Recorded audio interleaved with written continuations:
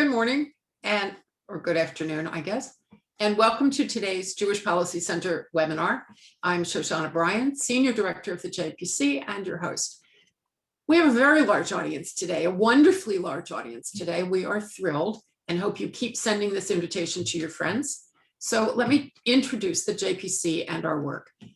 We are a 501c3 organization founded in 1985 to provide perspectives and analysis on foreign and domestic policy by scholars, academics, and commentators. You can find us on our website, jewishpolicycenter.org. There you can sign up for our Insight articles, our magazine, In Focus Quarterly.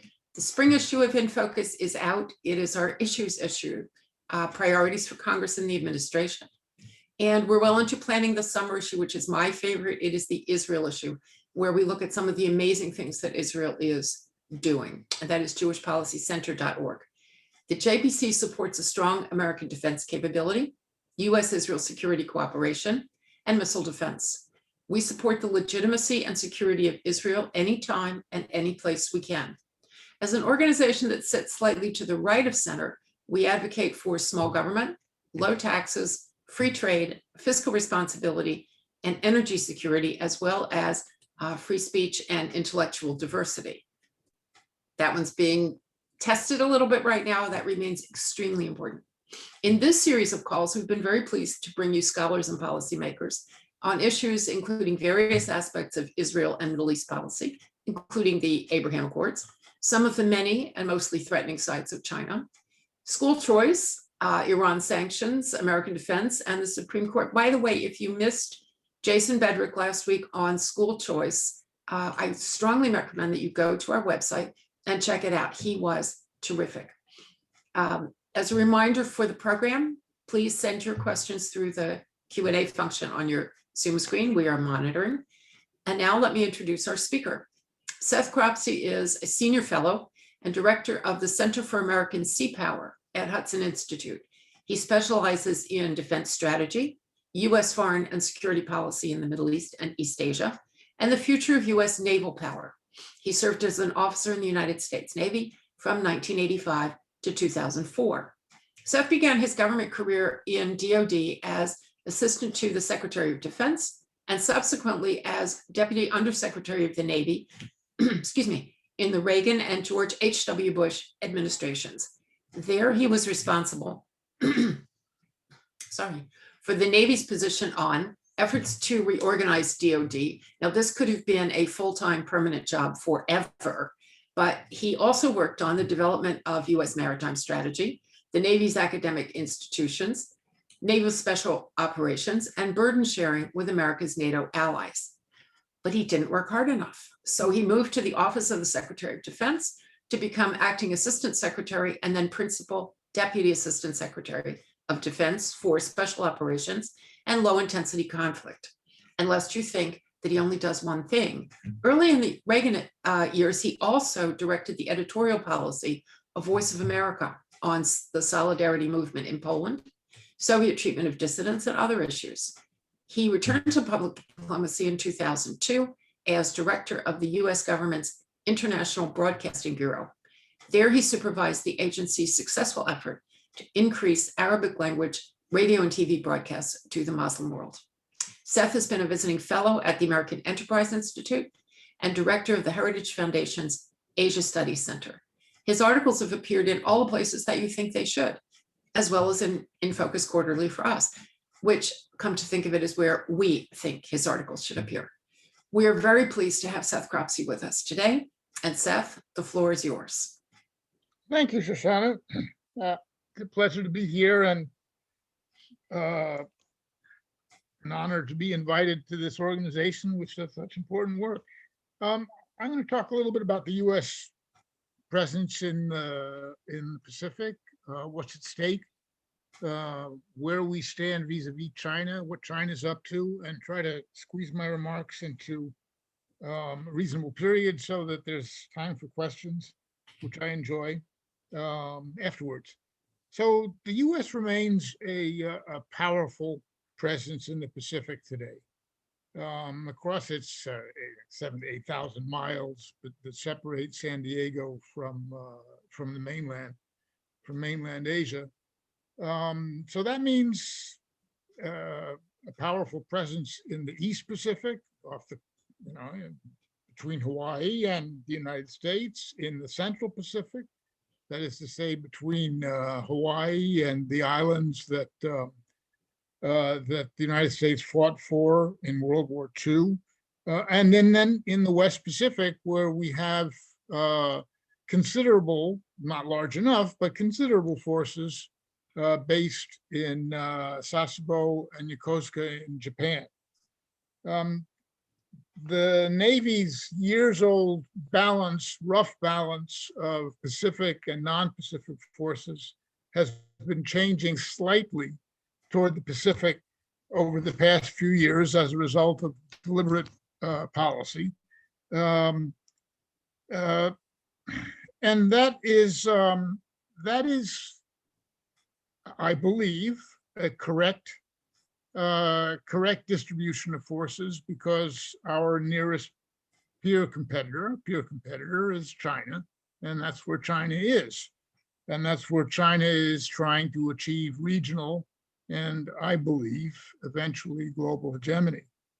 But it's not without consequences. And one of those consequences is that it makes it more difficult to maintain powerful forces in the Mediterranean, where we have 4 destroyers today compared to 2 carrier strike groups during the Cold War and 2 amphibious ready groups. So our presence in the Mediterranean is greatly reduced and is more aligned with what the situation looked like in the world after the fall of the Soviet Union than it does today, where Libya is in contest, where the Russians have a naval base in Syria and an air base in Syria, and are interested in being able to project power not only from the Eastern Mediterranean, but into the Central and Western Mediterranean in NATO's so-called soft underbelly. It remains a soft underbelly. So there are consequences for moving forces from one place to another. But being a global power means that there are links among almost everything. So the question I want to talk about in particular today is, what is really at stake for the United States in the West? Well, let's say in the Indo-Pacific. It used to be called the West Pacific. The name of our command, the commander of US forces in the area, has changed from being Pacific, the commander-in-chief of Pacific forces, to Indo-Pacific forces, thus acknowledging the importance of the archipelagos that connect East Asia with the Middle East and the Indian Ocean itself, and of course, India. So what is at stake?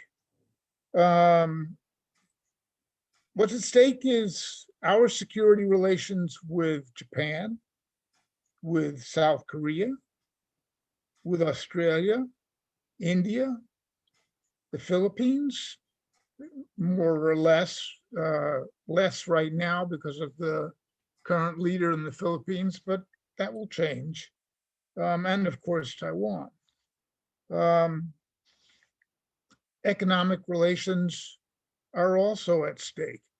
The stronger horse is the leader. We are seen as the stronger horse, or somewhat the stronger horse these days, but that is changing, and it could continue changing in a way that is that hurts our interests and ultimately ends them in the West Pacific, or at least eliminates our ability to shape events in that part of the world. We're always going to have interests there. And we have since before the Andrew Jackson administration. What's the threat? Well, I think you know that. The threat is China. The People's Liberation Army Navy, a somewhat odd-sounding term, also called PLAN, P-L-A-N, is building surface ships, submarines, aircraft carriers, which are used for projecting power, missiles, naval aviation, naval ground-based aviation, gray zone fishing fleets, and Coast Guard fleets at a rate that we could only dream of. And that doesn't include the islands that China has illegally taken possession of. And I say illegally, not only because an international court at The Hague has found that to be illegal, but for the basic reason that the contested islands, are in international waters. China has taken them, armed them, and is capable of using them to threaten, and perhaps capable of defending them in an armed conflict, although that remains in doubt. China is increasing its violations of Taiwan's airspace, its bullying, its circumnavigation of the island, its crossing of the midline in the Taiwan Straits that separates Taiwan from China. And the threats that the Chinese have been, and the bullying that China has engaged in over the past year has increased markedly. There is no doubt about it. This is not a question. I am concerned when I think that when I remember, which I do all the time, that China has not only failed to disavow the use of force to retake what they view as a breakaway province, but they embrace the idea. And thinking about the immediate future, and I mean the immediate future, I'm reminded that that Putin invaded Crimea almost immediately after the games at Sochi were over in 2014, and that the Chinese Olympics are coming up this summer. And I'm predicting nothing, but it's worrying. And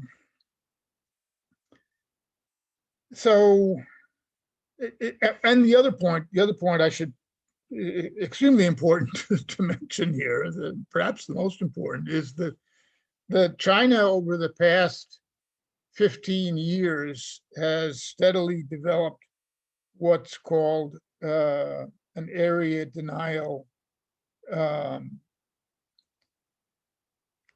and anti-access policy that is intended deliberately to keep US forces far enough away from the mainland so that we cannot communicate with our allies nor project power in the region.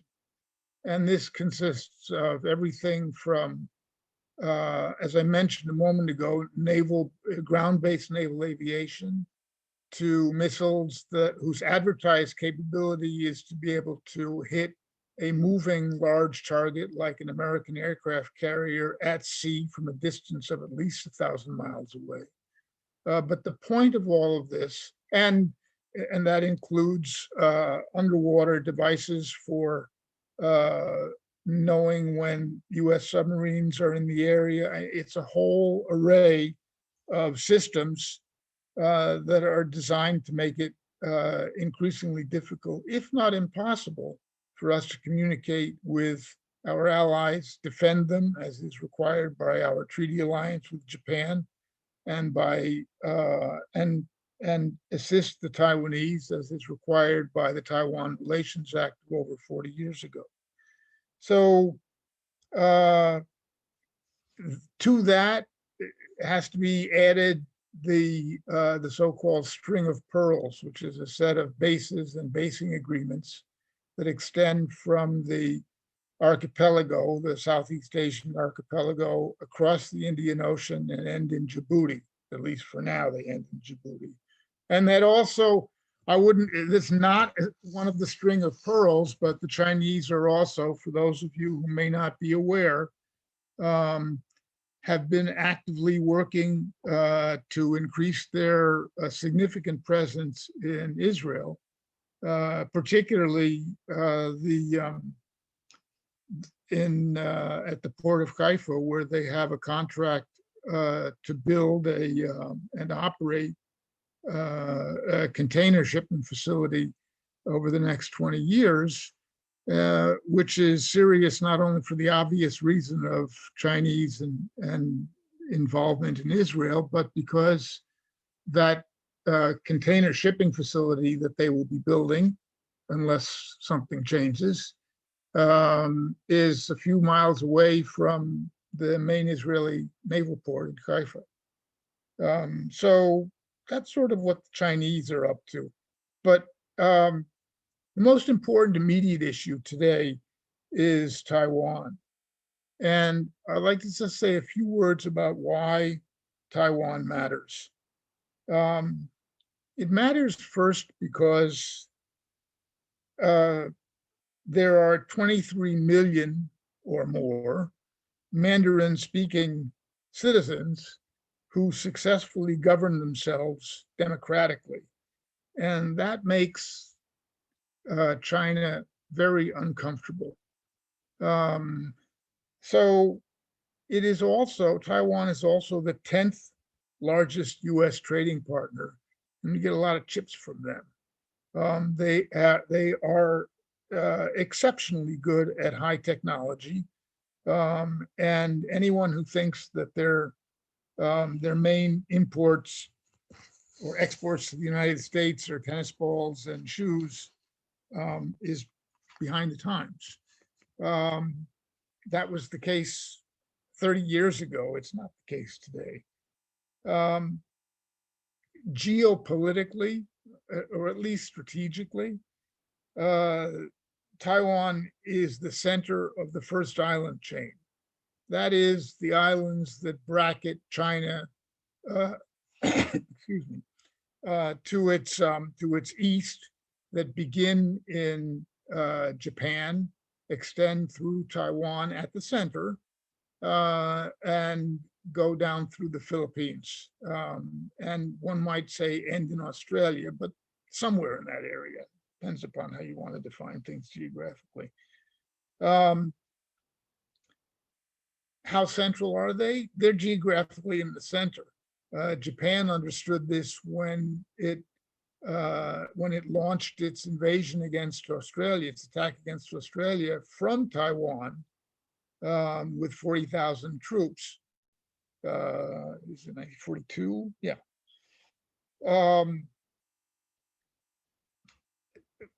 Taiwan is also important because we have an act of Congress signed by the president, Carter, called the Taiwan Relations Act of over 42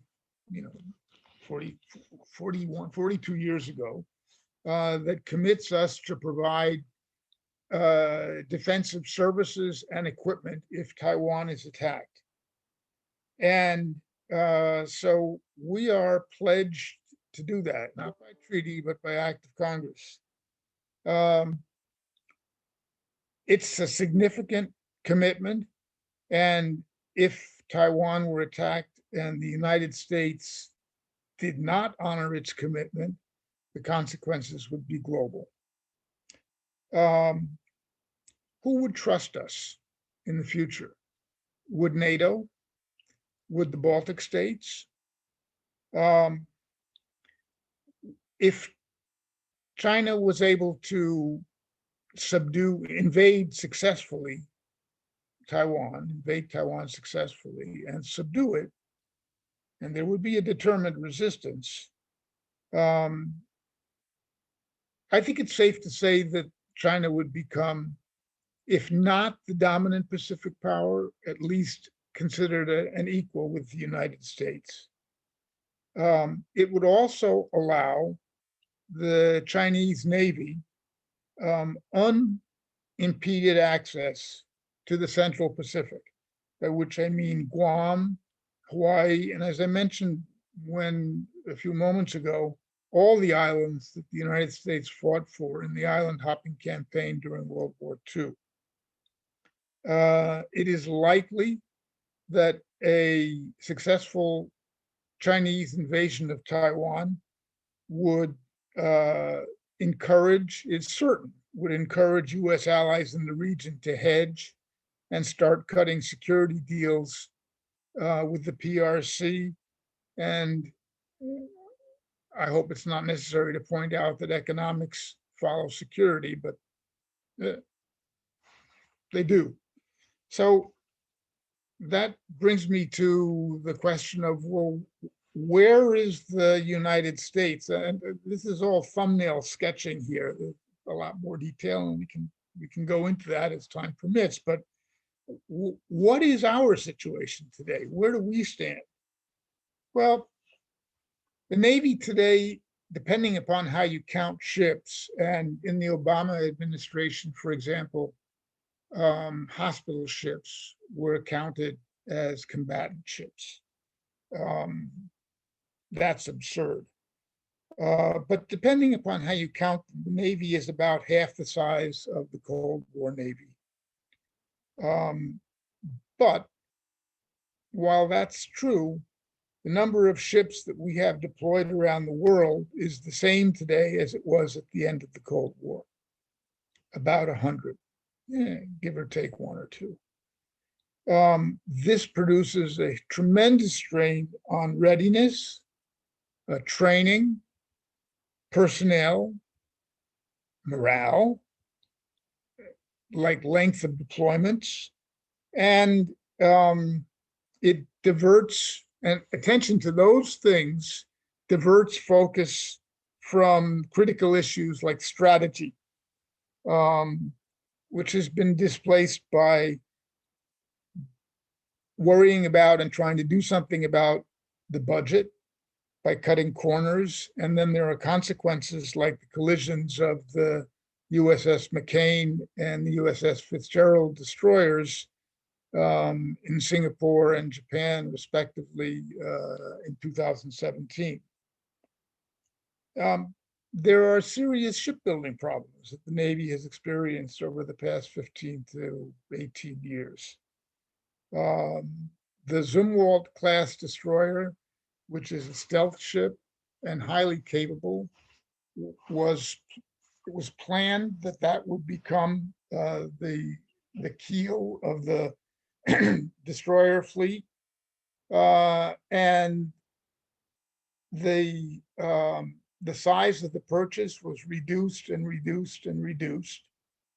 So where the original intent was to buy at least 34 of the ships, we ended up only building 4. So the price went through the roof, and so did senators like John McCain when they saw the price tag for a single destroyer coming in at about 1/3 of what it costs to build an aircraft carrier. So, or $4 billion, which is at least twice as expensive as an expensive destroyer ought to cost.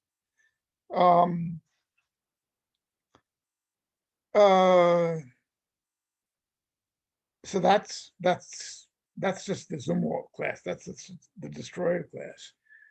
The Navy also is still trying to figure out what to do about the Littoral combat ship, which was a vessel that was envisioned in during the 9/11 days, when it was believed that fighting terrorism would be the wave of the future.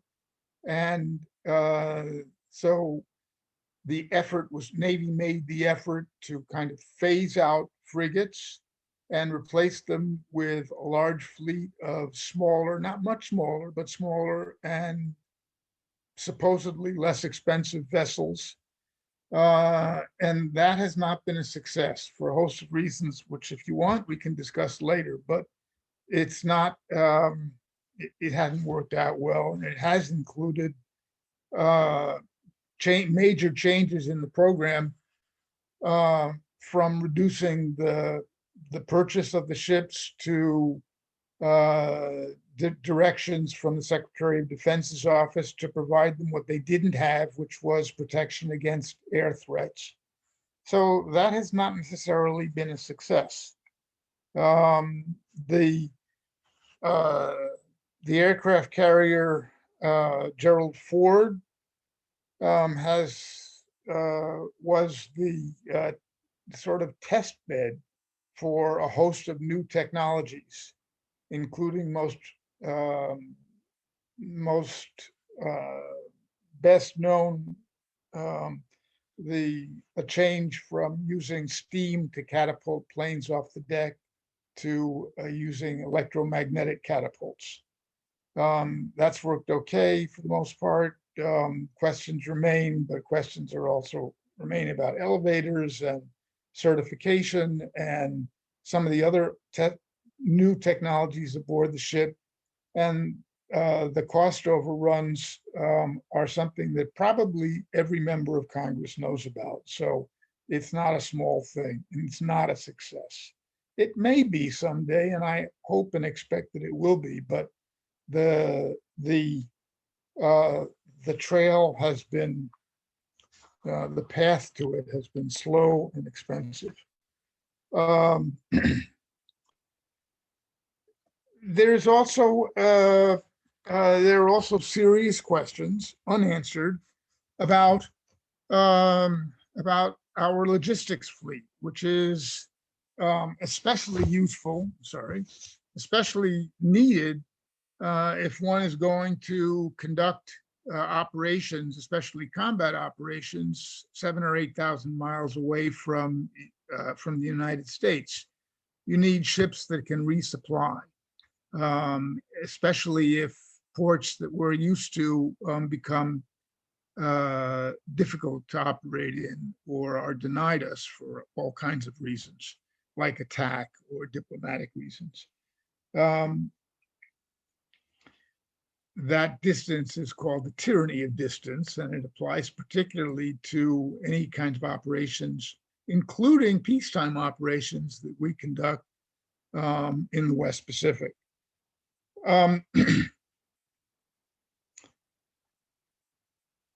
We don't have a maritime strategy to deter or defeat China in a conflict. We're not going to invade China, and we're not going to fight on the Chinese mainland. And when I say a strategy, I'm not talking about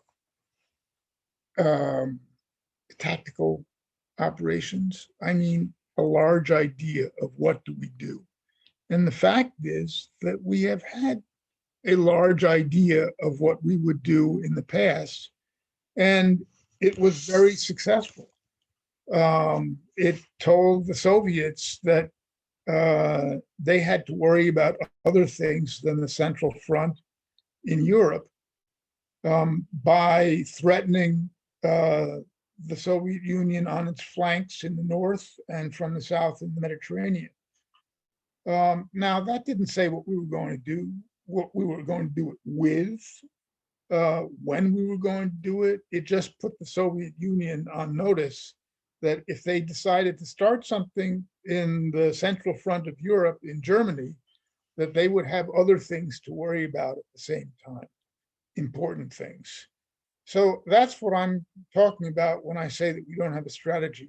Of course, I'm not advocating that a strategy be explained in detail, in tactical detail, and to tell the Chinese where the attack would come from and when, and who our allies would be, and what our military objectives would be, or political military objectives would be.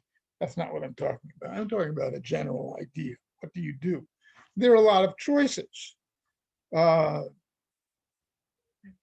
Would we, if Taiwan were taken, would we start by trying to retake Taiwan? would we contest what is certain to be Chinese claims of absolute sovereignty over the South China Sea and the East China Sea? Would we conduct a blockade from more distant points? Would we try to cut off merchant and naval shipping either close to China or further away, for example, in the archipelagos, the Lombok Strait and the Straits of Malacca that connect the South China Sea with the Indian Ocean? And if so, that requires amphibious forces to work together with naval forces. Anyway, there are a range of possibilities. Some of these ideas could be combined. Would we go after Chinese command and control centers, logistics centers on the mainland? Would that be part of what we do? Do we want to let them know that they're at risk? I mean, those are all kinds of reasonable questions to ask about a broad strategy for how you deter or, if necessary, defeat China. They may be answered, but there is no inkling that they're answered. And let me just say a few words about why they're important, why a strategy is important.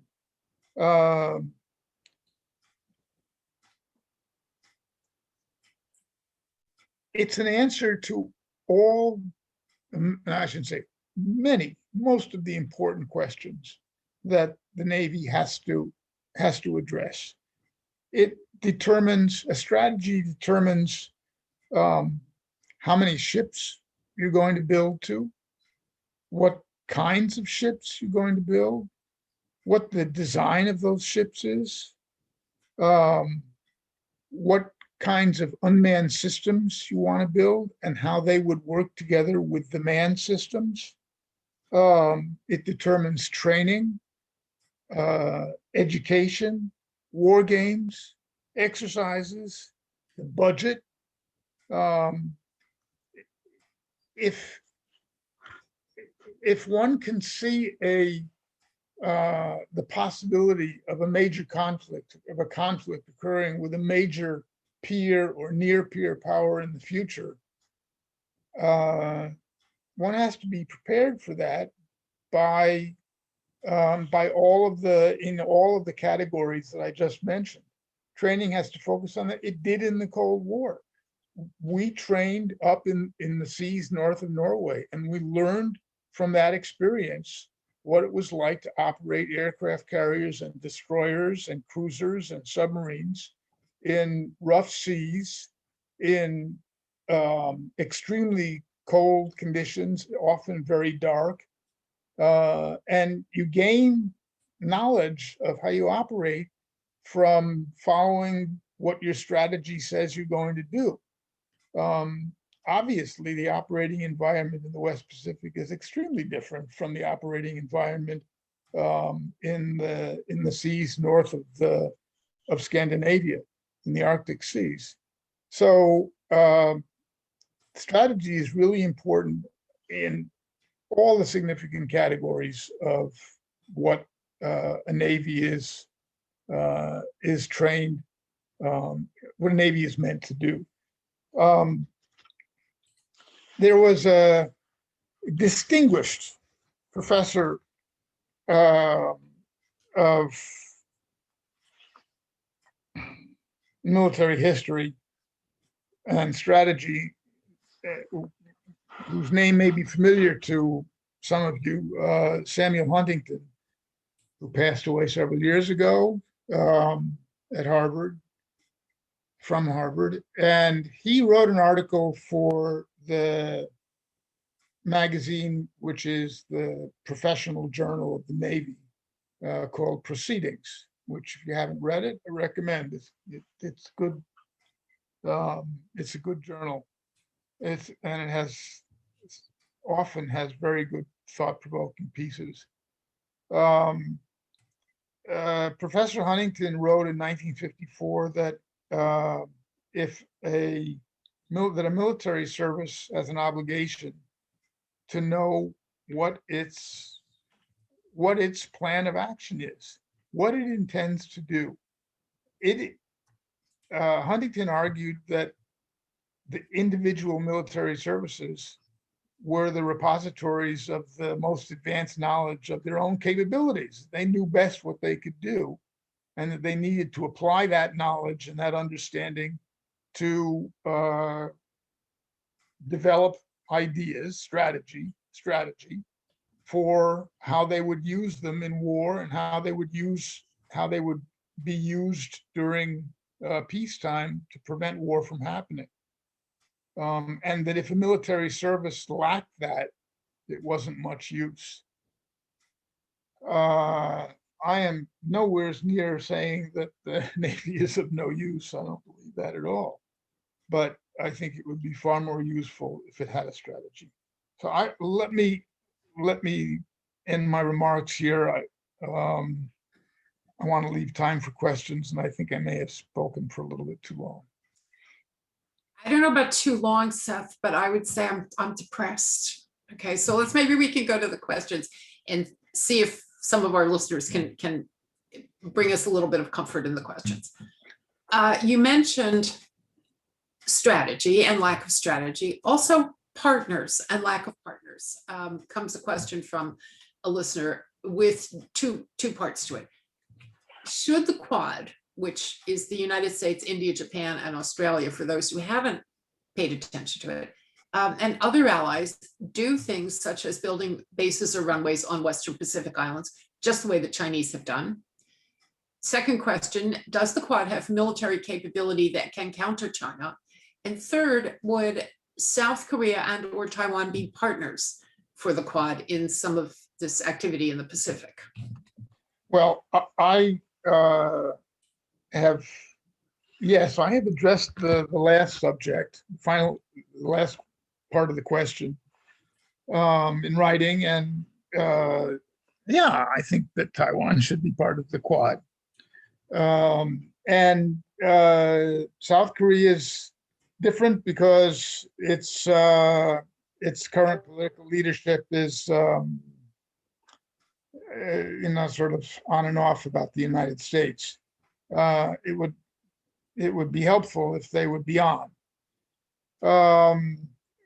Whether we should build bases in the Central Pacific, in some cases we already have, like Guam, for example. Guam is bristling with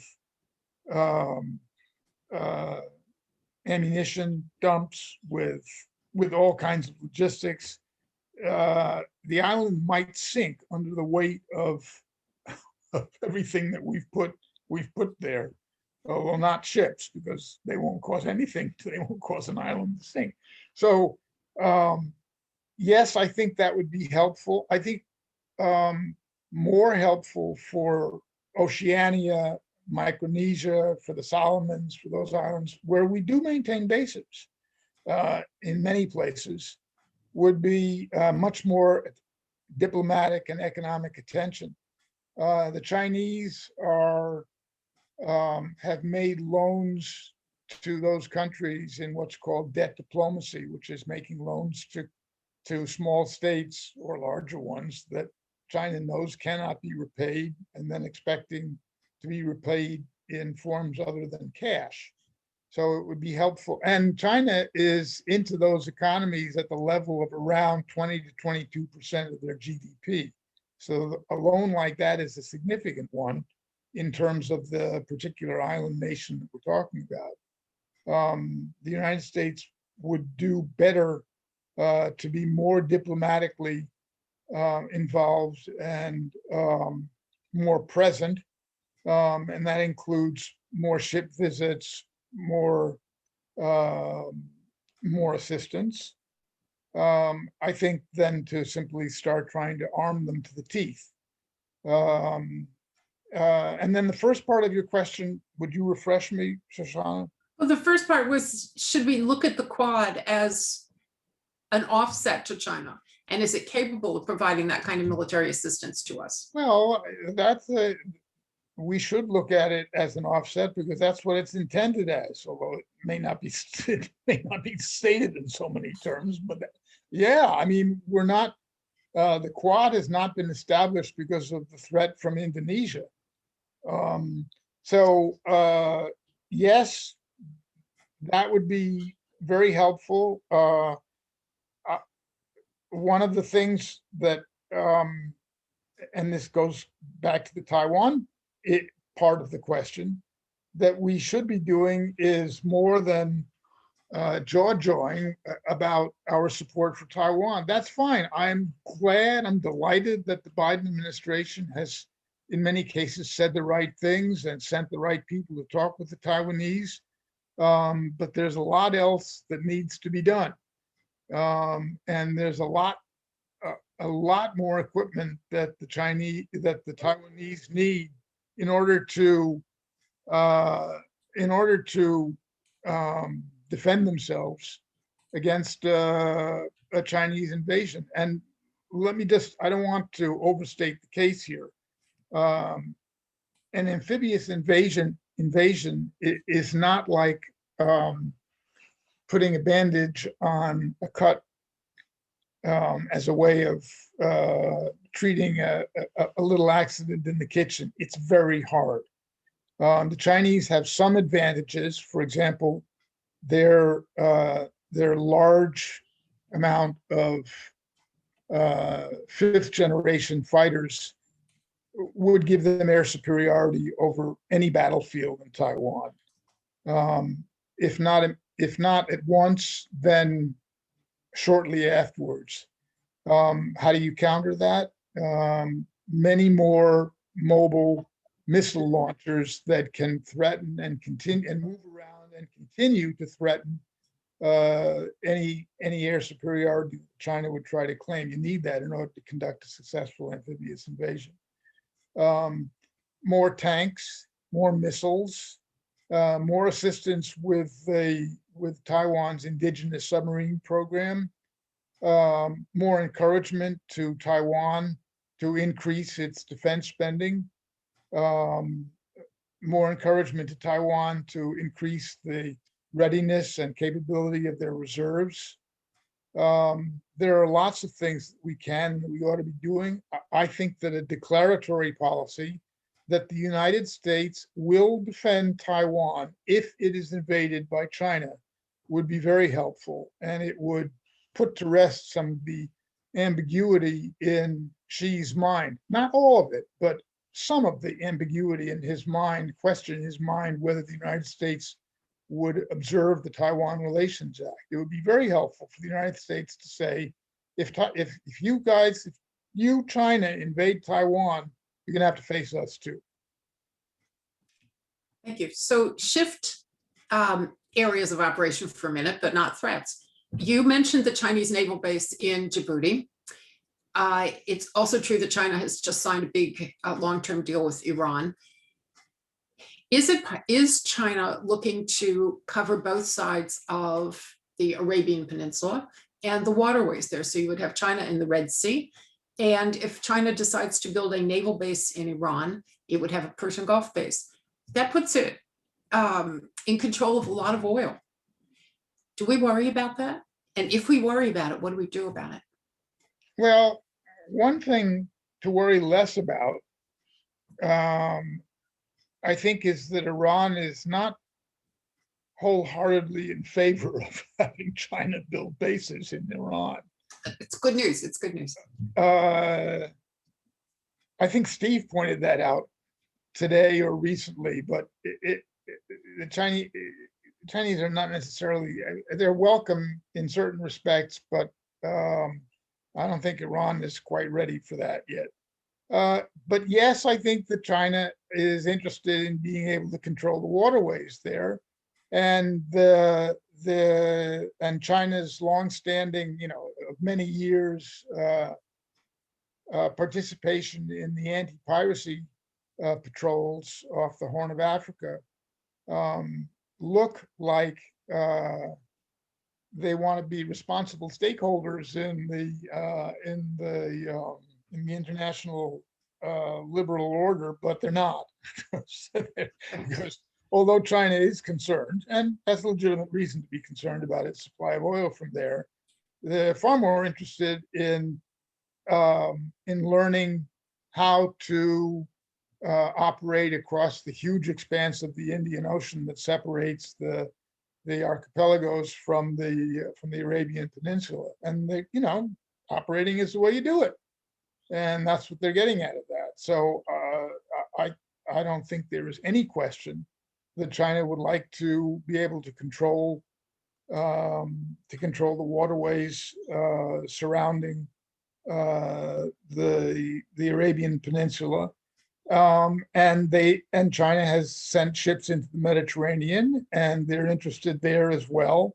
As I mentioned with their investment in Haifa. So, this is not, as I mentioned, this is not simply a regional issue that involves the West Pacific. This is a global issue for the United States. I assume that your listeners know that China is involved in making economic arrangements everywhere from Romania and cultural agreements and basing rights and the whole kit and caboodle from the Mediterranean to the Baltics, and has been making investments in steel productive facilities on the west coast of South America for well over 25 years. So this is simply a continuation of what we see in the past. It's just getting more visible as China becomes more prosperous. So we're coming to the end of our time, and I'm going to break two rules at the same time.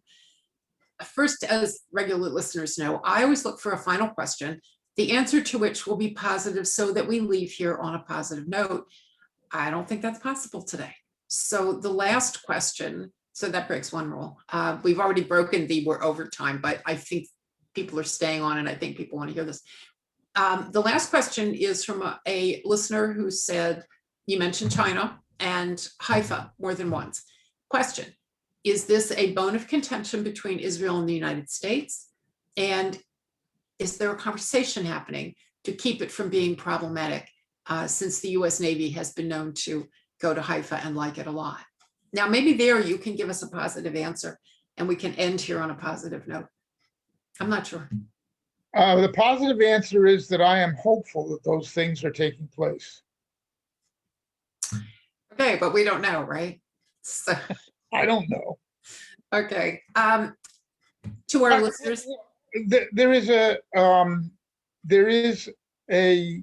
is something positive that's come out of this, and that is that that Israel, which has not had a vetting process for foreign investments that have a security angle to them, has instituted a system that is modeled after ours. that's a positive. And many of you have listened to General Asaf Orion on this program talking about how that vetting process works. If you haven't heard it, you can pick it up on our website under events and media, and you can listen to it. Seth, I'm going to call that a positive answer because we've sort of come to the end of our programming time. There are lots of questions that were not answered. Let me just say to the listeners, we've got your questions. And if Seth would be so kind, I will send them to him and maybe he can get us some answers. Would that be okay? I'll do my best. I'll do my best. Okay. Thank you, everybody, for coming in. Seth Cropsey, thank you very much for a slightly depressing, but very enlightening and very important look at Chinese interests in the Pacific and how we can begin to look back at those interests. Thank you very much for a great program. Thank you. We'll see you next week.